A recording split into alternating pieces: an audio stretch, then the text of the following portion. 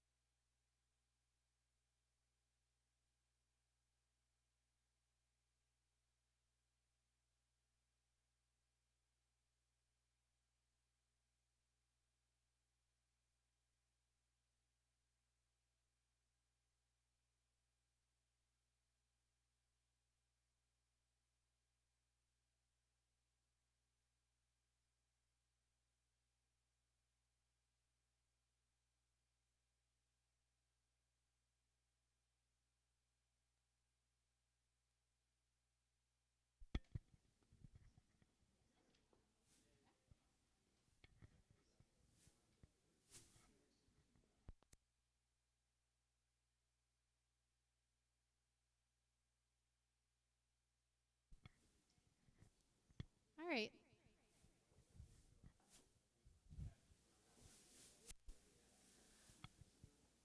Okay, so I think we're going to get started. If I could have everyone's attention.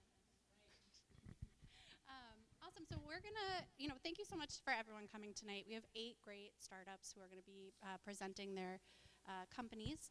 To get started, I just wanted to give you guys a quick overview of GSVlabs. I see so many familiar faces here.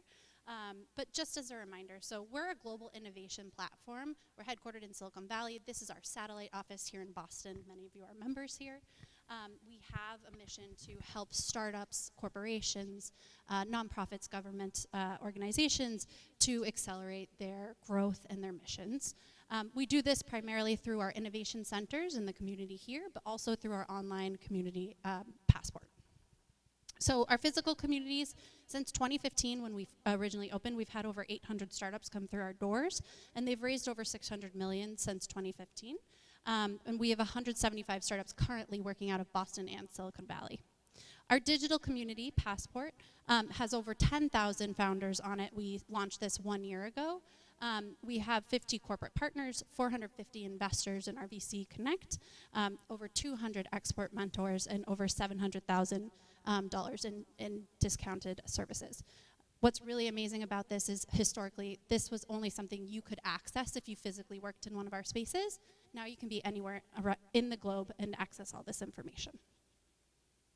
So I highly encourage, if you do not have a login or a subscription to Passport, I would go on and try the free one. You can check out what is available and what resources there are. So finally, I have I'm very lucky to be able to announce to you guys that we have something very exciting we're working on this year. And GSVlabs is going to be doing their Pioneer Summit in September 9th through 10th in Silicon Valley. You know, what this is historically is the Pioneer Summit was the leading event for the exploration of exponential technologies. And this year we're gonna be bringing you know, more technologies that are really breaking barriers, such as physical, geographical, and institutional.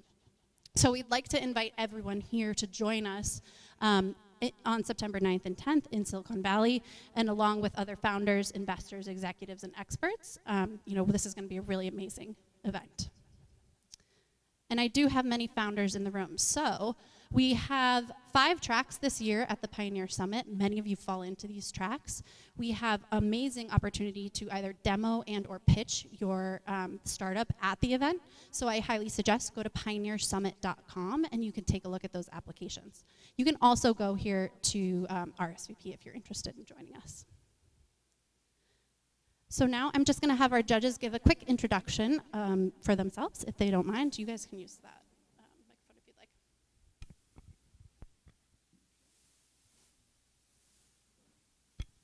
All the way up. Hello. Does it work? Hi everyone, my name is Diana Kunsavaya. I work for Dell Technologies Capital. We're the investment arm of Dell, so Dell Computers, Dell EMC. We focus on investing in early stage enterprise startups, and our check sizes are 5 million to 10 million. We lead rounds, we take board seats, so we're a little bit of an unconventional CVC, but happy to give you a broader overview later, but thank you. Hi, I'm Tom Ryden. I'm the executive director at Mass Robotics. So we are one of the world's largest innovation for robotics.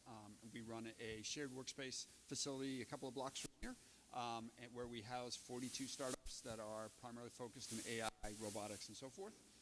And in addition, we support the economy through Massachusetts and work with a number, over 250 robotics companies here in the state. I'm Ken Zola. I teach entrepreneurship at MIT and love helping young founders plot their journeys as entrepreneurs and get their ideas out of their imaginations and out into the world. So I'm happy to be here, and good luck, everyone. Awesome. Thank you so much. And just finally, I wanted to remind everyone what you guys are competing for tonight. So that's $2,000 in cash, 2 free hot desks for 1 year in the Innovation Center, or a premium Passport annual membership. And as I mentioned, the winner of tonight will get a demo booth at the Pioneer Summit in Silicon Valley in September. So with that, I think we're gonna start. And first up, we have Cleo.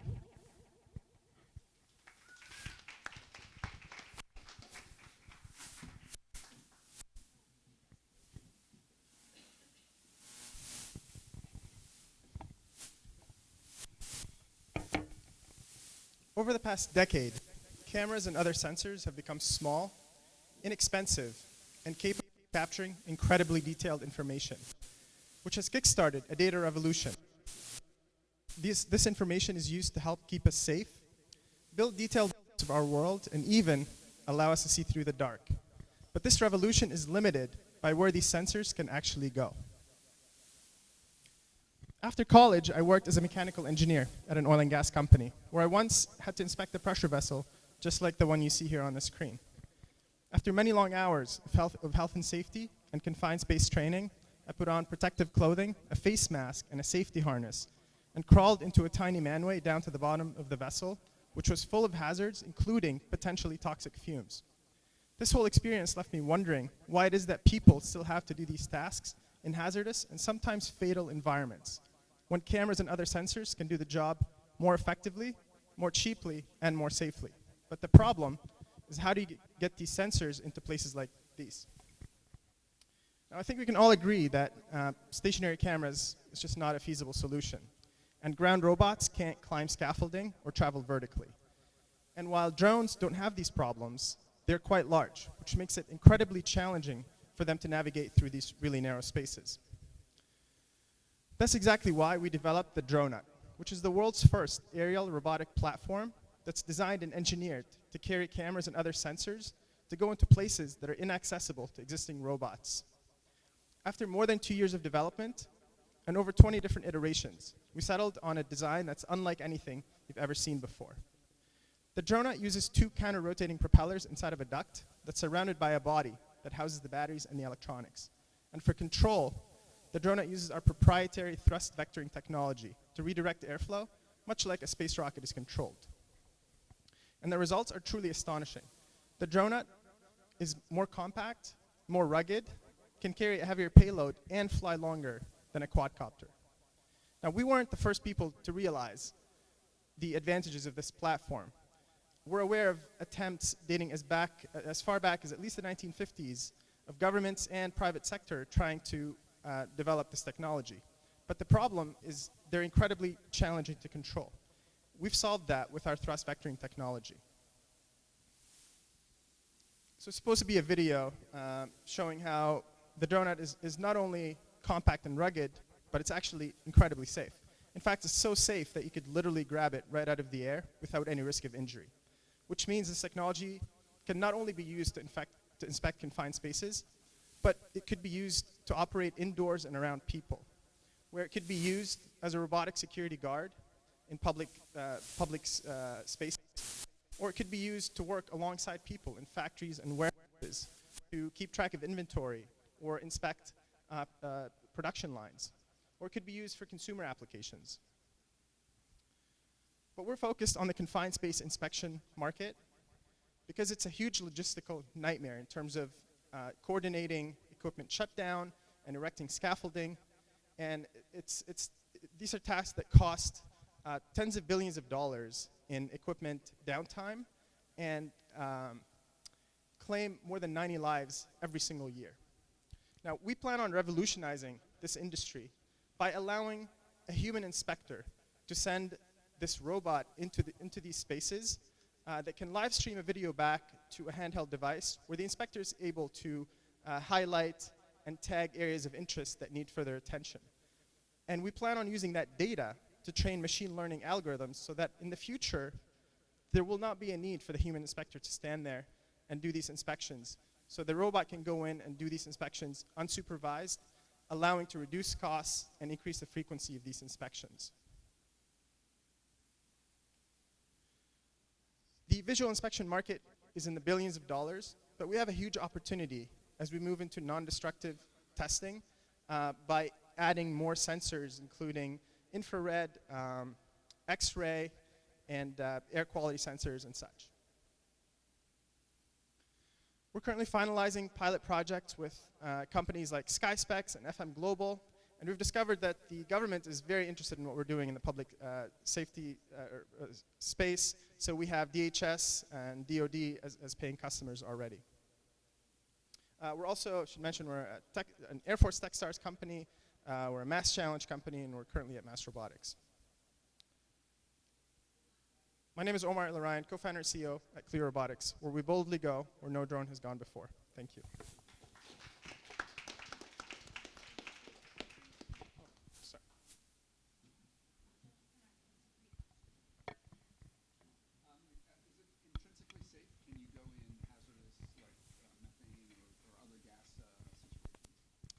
Not yet, but that's something that we will be working on. So what we're trying to do is basically get, go after the low-hanging fruit, and as the industry pulls us in that direction of the need for an intrinsically safe design, then we get funding from a sponsor or partner to develop that technology.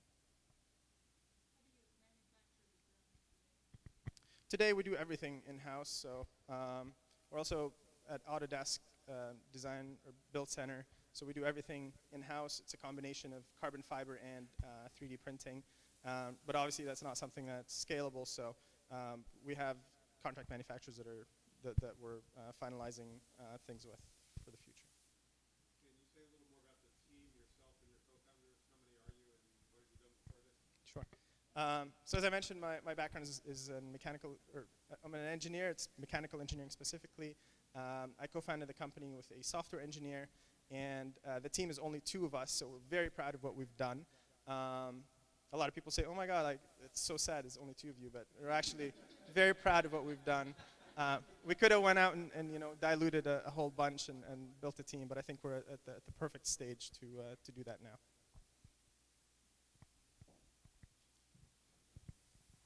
Thank you.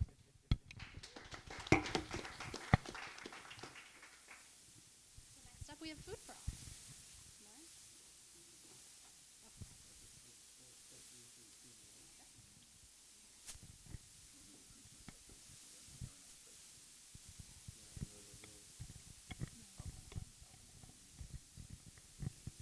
All right. Hi, everyone. My name is Lauren Betts. I'm the head of customer success at Food for All, the marketplace for surplus food. I went the wrong way. Nope. Is it the arrows? Is it just the arrow buttons? Both directions are bringing me. Oh, okay. All right. Never mind. Food supply is not matched with demand. Unlike hotels and airlines, the food industry is still not using excess inventory to increase sales and generate additional value for businesses. And meanwhile, this is creating food waste, which is an alarming problem because it's one of the leading contributors to climate change. Meanwhile, we still have 40% of the food that's produced in the US going to waste. This not only represents a huge loss of resources, but also a financial cost of $262 billion a year. Interesting graphics. At Food for All, we're focused on the restaurant sector, where there's a lot of value with ready-to-eat food. The food that's already ready to eat at restaurants that have pre-prepared inventories, this is really not food waste. This is wasted food. Freshly prepared meals that are thrown away each day just because they are not sold. We saw both an opportunity and a need to address this and change this into a completely new behavior. So we created Food for All, the marketplace for surplus food, where businesses can generate value through food that would otherwise be wasted, and users can buy surplus meals for 50% off while supporting restaurants that care about the planet. We believe that we don't need to produce more, we just need to match the right supply with the right people at the right time. Right now, we're able to use our network of users all around the city to generate demand for this surplus food, therefore solving this problem without ever touching the food. This is a way to solve a traditionally challenging logistics problem in a scalable way. It's very simple. Users simply browse the app for available meals, purchase directly on the app, and go to the restaurant during the designated pickup time. That's typically an hour or 2 before.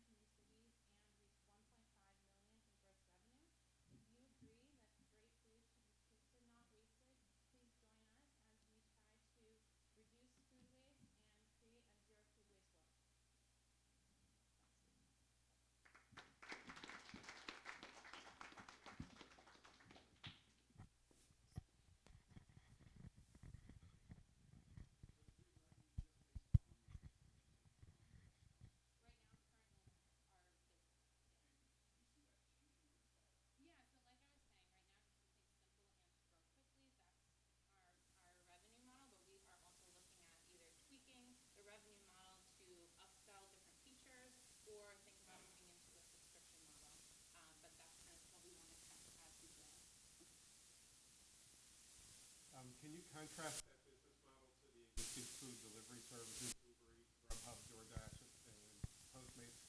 And are you nervous that they could just decide to roll in this feature to their existing larger platform? That's a great question. So yeah, right now a lot of restaurants, especially in the States, are feeling the hit from from these delivery services, as well as they're bringing all of the food off-site instead of bringing customers into their locations. We find that restaurants in the fast casual space typically spend about $35 to acquire a new customer, but with our platform, they're actually bringing in money with each new person that they connect with. The transaction fee that we take is just on the restaurant side, so we're not taking a fee as well on the user side, which is a little different from the delivery space. Our users are not, we're not competing with delivery. Most of our users, I think it's about 70% of our users, our app as their only pickup app, and about 80% say they never or almost never use it. So we're kind of in a little bit of a different space. They're more value conscious than convenience. Do most users pick up the food and then take it home or eat it elsewhere? Yeah, so all the meals are to go. So users can just arrive at the time and grab the meal to go, whether they're going to eat it that night or save it maybe for breakfast or lunch the next day. There's definitely different use cases depending on the type of food you're rescuing. But yeah. Are there any quality concerns for you guys if the user comes in and they get something that... So because all the pickup windows are during the restaurant's operating hours, the food safety is really the restaurant's concern because it's the same food that they would be serving any customer that came into their restaurant. Because we don't touch the food, we don't have to worry about those safety concerns. But we would obviously consider dropping any partners that were serving poor quality food to our users. Do you track that now? Do you get a rating from the users? Not It's more just an in-app messaging service, so users can message us when anything goes wrong, whether that be that the restaurant closed for some unknown reason, or they actually ran out of food for that evening, or maybe the food that they received was not up to the standards that they expected. So they can certainly message us, and we certainly encourage them.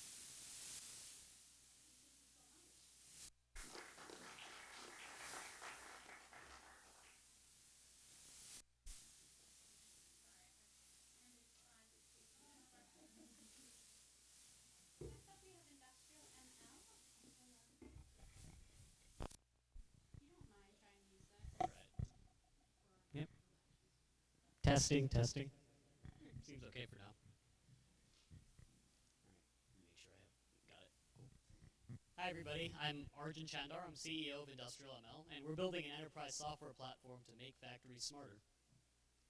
So to begin, I wanted to provide a little bit of context. When most people think of manufacturing, they'll think of something like the Tesla production line, where things are clean, it's heavily regulated, you have relatively new technologies that are capturing a lot of automated data. The truth is, this represents maybe 1% of manufacturing. The vast majority of manufacturing looks more like this. You have old machines that are not networked, a lot of pen and paper, workers who haven't been trained to use newer technologies, and that's more of the manufacturing space that we want to target. We want to bring them to a higher level of productivity rather than just enhancing already advanced factories. So to begin, our first customer is a Japanese steel factory that produces galvanized steel tubes. They're called Daiwa Steel Tube Industries. Basically, they start from a raw steel plate, they run through a 15-step process, and at the end of it, you have a coated steel tube that gets produced in bundles. They have some data that's being captured in process, but it's not going anywhere. And unfortunately, because of that, they can't really monitor or control where any of the errors in their process occur. They basically just monitor 1 to 5% of the tubes at the very end of their line. Because of that, they have increased downtime to their factory, increased scrap, and variable production quality where they can't really grade the steel tubes that they're producing. So that's what they brought us in as a challenge to try to solve. We engaged Daiwa pre-product, and we built our first version of our platform for them. Essentially, we're taking data that's at a couple of different steps in their process and moving it into a central database, our enterprise software platform. On top of that, we've added some cameras to their production line, so we're able to produce images and video in real time so they can track different parts of their production line and how they're performing. What we're able to do by doing that is take disparate data sets and be able to integrate that data together, so that rather than having an ERP system that doesn't talk to their sensor on the floor, that doesn't talk to their camera, they're able to see all of that data in one spot. Our current version of the platform is able to do three primary things. The first is that it provides real-time monitoring and inspection, and that upgrades them from basically 5% inspection to 100% inspection. That increases their yield. The second thing that we're doing is that we're able to provide historical analytics. So this particular graph is not just looking at the last 15 seconds of data, but going back and looking at the last 2 weeks of data. So if you happen to have an error, you can go back and look at what your conditions were at the time of the error, and thereby optimize some of your settings around that. The third and most important thing that we're already doing is that we're able to provide real-time error alerts. So if, say, your furnace temperature were to go out of range, or you happen to notice a camera error, then that would flag in real time and send a notification to email or to Slack. So you're not requiring your workers to stare at the platform all the time. Instead, they just get pinged when there is an anomaly. Where we're heading is incorporating machine learning into all of those features so that we can accelerate the benefits that they gain from this. Quality ML is going to incorporate machine vision so that instead of just looking at video, you're able to flag anomalies in real time and be able to stop your line sooner instead of just capturing your errors at the very end of the process. Then, deeper ML process insights that we're able to generate take all of the disparate data that we're collecting and combine insights across those so that instead of just saying that you have errors early on in your process, you can assess why you have those errors. Ultimately, the holy grail that we're going for is to allow automated factory control by allowing you to optimize your parameters in real time. So why do customers care about this? 3 primary metrics are that you reduce your downtime dramatically. Even an hour a week is about $1 million in revenue potential for a $100 million factory, and even 1% is 400 grand. You get to reduce your scrap significantly by being able to capture it sooner, and you get to increase your product quality by being able to grade your products sooner. Even if we figured out nothing else but our current adjacent market, that's still a $30 billion industry, which is 3 times the size of 3D printing. But the direct adjacencies in continuous manufacturing equate to over a $2 trillion global market. So we're really excited about being able to capture that. The reason why nobody else has done this before is that most of our competitors in the industrial IoT space tend to focus on more horizontal data integration, whereas we're offering an end-to-end solution that goes vertical by vertical, rather than focusing on trying to capture every manufacturer with an inadequate solution. Quick note about our team. I'm the founder and CEO, Industry 4.0 expert. Hunter Ashmore is a digital industrial VC who decided to work with us full-time after finding this to be a more attractive option to solve the problems for manufacturers. And AJ Perez is a serial entrepreneur who felt that this was a big market opportunity that he couldn't pass up. Happy to take any questions and happy to talk to anybody who's interested in investing in our seed round. Thank you.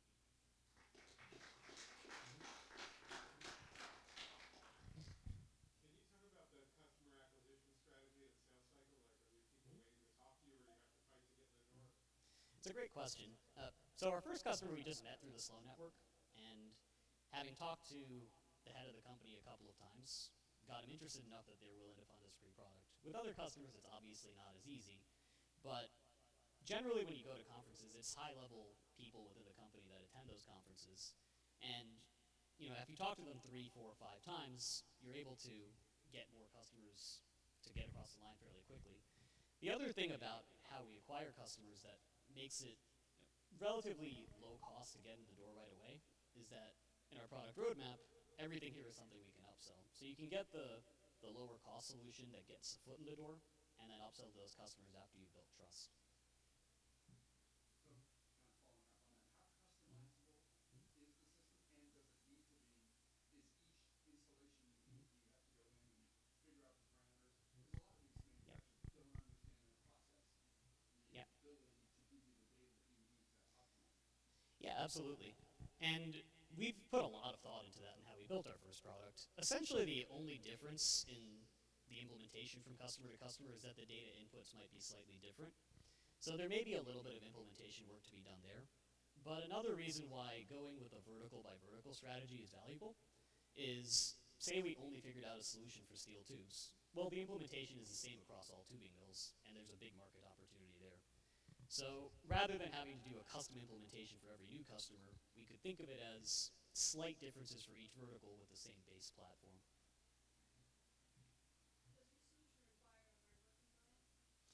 We're, we're gathering data from hardware and software sources. We don't want to be a hardware company. So for instance, when I talked about how we implemented some cameras on their line, we just use GoPros because we want to have as much commodity off-the-shelf stuff as possible to get customers started.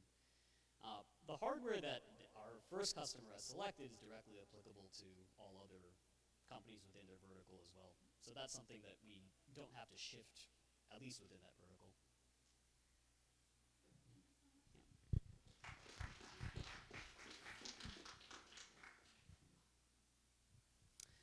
So next up, we have Enabled.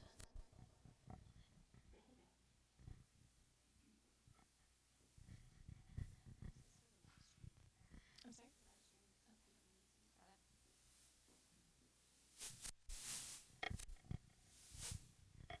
Hi, I'm Amanda Curtis. I'm the CEO and co-founder of Enabled. The future of retail is on demand. In the past year, the number of direct-to-consumer apparel brands has doubled. So while the retail space has modernized, the way that products are actually made hasn't changed in over 100 years. It takes 6 to 18 months to develop product, bring it to market, tens if not hundreds of thousands of dollars, and there's very little technology in this process. I know I had a brand, it took a year of my life, a lot of money, I even learned how to use a fax machine, and I failed. So, thought to myself, what if brands could create on demand? Game changer, right? Now they can, through Enabled. We're a platform for on-demand manufacturing and inventory-free retailing. Our design to delivery process lets brands digitize the entire part of making a garment. So the first step is for a brand to digitize their actual design. The next step is to send that design out to a network of partner manufacturers all across the US.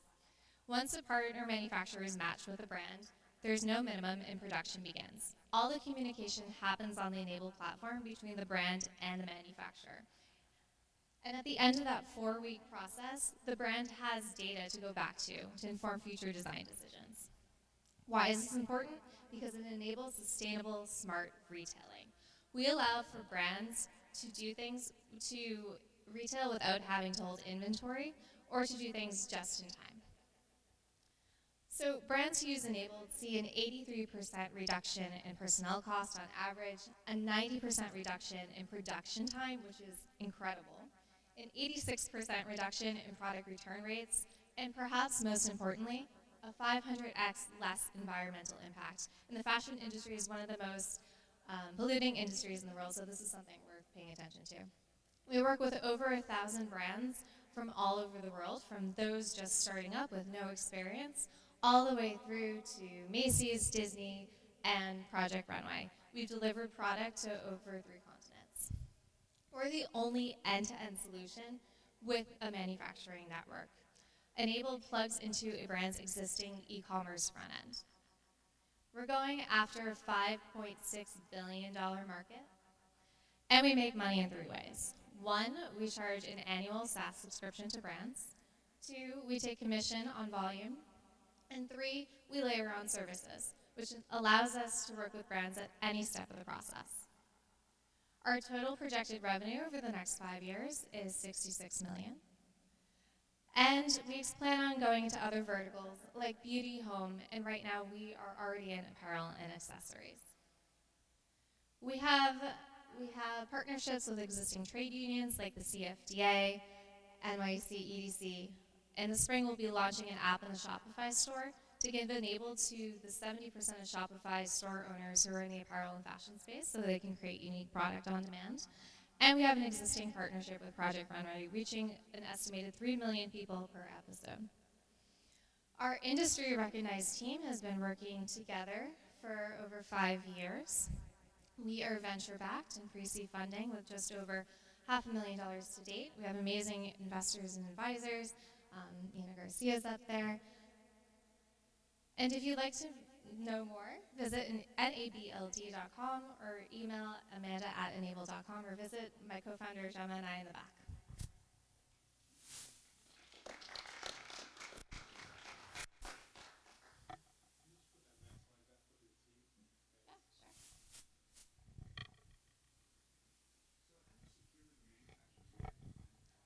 Yeah, so right now we have a network of about 13 manufacturers all across the US. First step is the brands actually recommend them, so there's that first level of vetting.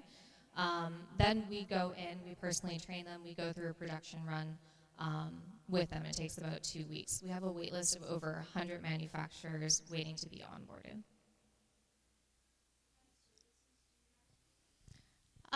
So it's a wide range just based off of the ecosystem that we built. So it can be everything from helping a brand digitize if they don't want to be involved in that process, or it can be everything to product, photography, e-commerce, help solutions.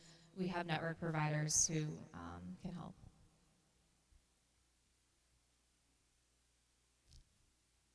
Your comment about helping a brand digitize and your why talk about them using factor sheet makes me wonder, do they really want to change or need this dinosaur to, or it's going to take too long to get them to change? I mean, extinction's coming, right?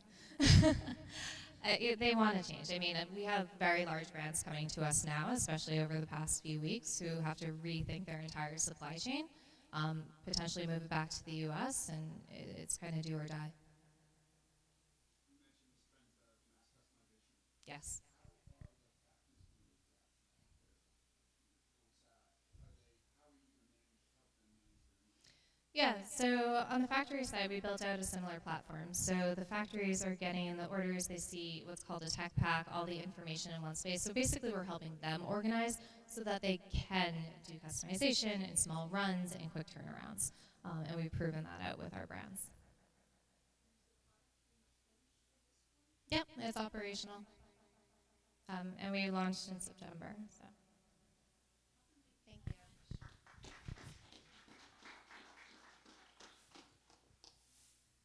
Next up, I have Part Runner.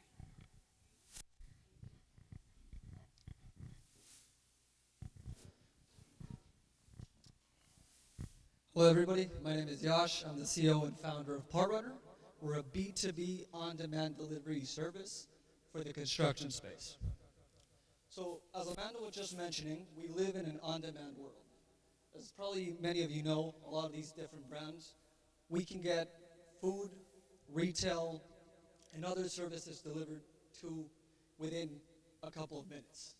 But this is really not the case within the construction space. And the logistics has not changed over the past 100 years. Just to give you a little bit of context, there's suppliers on one end who are the buyers, who are the sellers of parts, material, and equipment, and then you have the contractors on the other end who are the buyers of these parts and material. And it's remained archaic because suppliers rely on fixed assets, they only provide scheduled deliveries, and the overall process is very inefficient.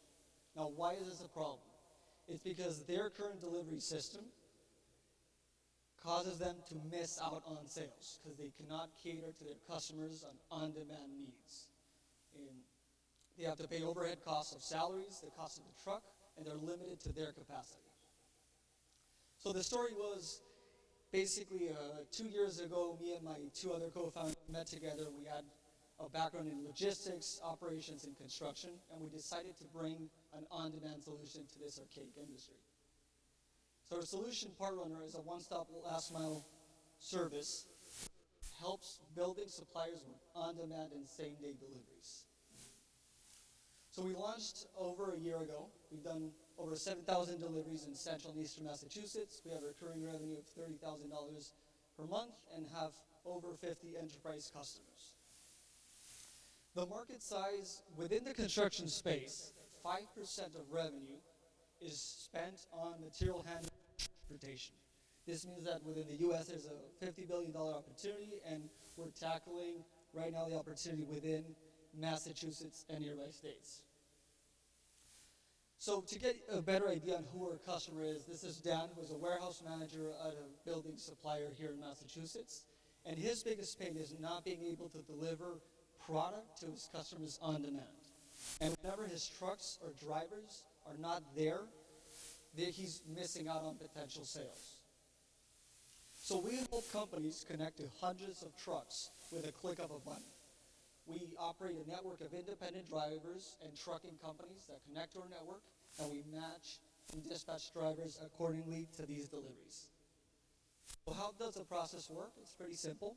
Suppliers request a delivery, we match and dispatch a driver, and then we deliver to construction sites and job sites all throughout Massachusetts. Right now we make money out of a delivery price, in which we make 25% margin, and the rest goes to the driver doing that delivery. Out of our competitive landscape, our biggest differentiator is that we're hyper-focused in the construction space, right? We're not moving small material that may weigh 1-2 pounds that other services could do, but we're hyper-focused in the construction industry, hence deliver pipe, HVAC units that can weigh anything from 20 pounds to 500 pounds to 10,000 pounds. Our go-to-market strategy is to partner with local, regional, and national companies and expand strategically in different cities with them. Some of the companies that we work with right now see us as their day-to-day operational partners, and we enhance their current system. We are 3 co-founders, and we've had the fortune to be working with different accelerators throughout the Boston ecosystem. And we have a network of advisors that have experience in operations, logistics, and within the construction space too. So the ask is, if you're interested in logistics, construction, distribution, please reach out and connect with me. Thank you.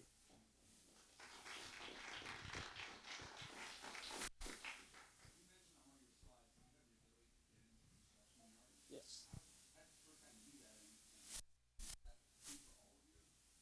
Yes. So part of the onboarding process of all of our truckers, we give them proper PPE equipment, which is professional protective equipment, which allows them to enter job sites and construction sites. So we won't deliver to like a 5-6 story building inside, but we'll enter the site and unload there.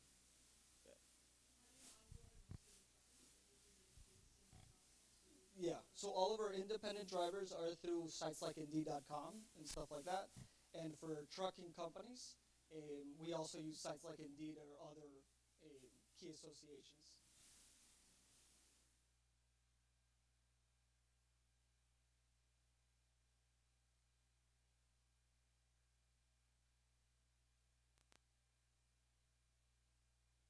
And the trucking companies that we work with, connect to, and everything is in live tracking, maps. We control basically everything from start to finish. Yes. Yep.